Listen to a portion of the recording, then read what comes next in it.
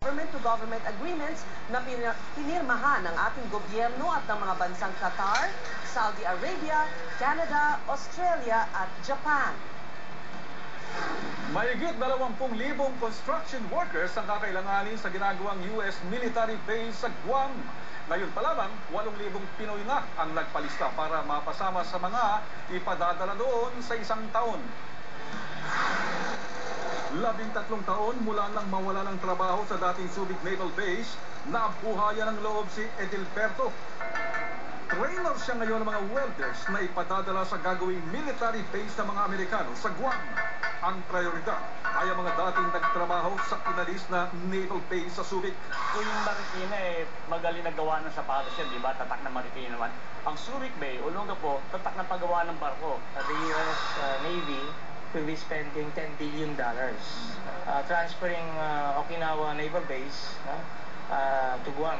Bago ilipat yan sa 2014, they have to build roads, bridges, facilities sa Guam.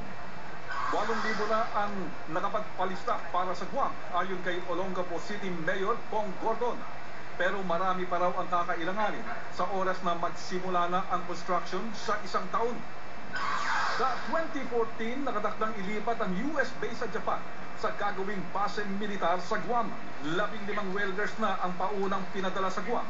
At kapag nagsimula na ang talagang deployment, magpapadala na rin ng mga construction workers at engineers. Sa 2010 pa, mag-aalisa ng mga mapipili para magtrabaho sa Guam. Ayon kay Ed Piano ng Task Force Guam, aabutin ng 20 hanggang 30 dolyar bawat oras ang sweldo.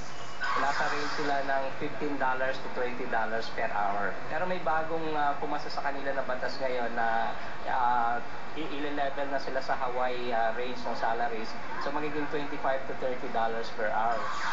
Ibig sabihin, pag nakapagtrabaho ng 8 oras kada araw, posibleng umabot ng 3 hanggang mahigit na 4,000 dolyar kada buwan ang sweldo.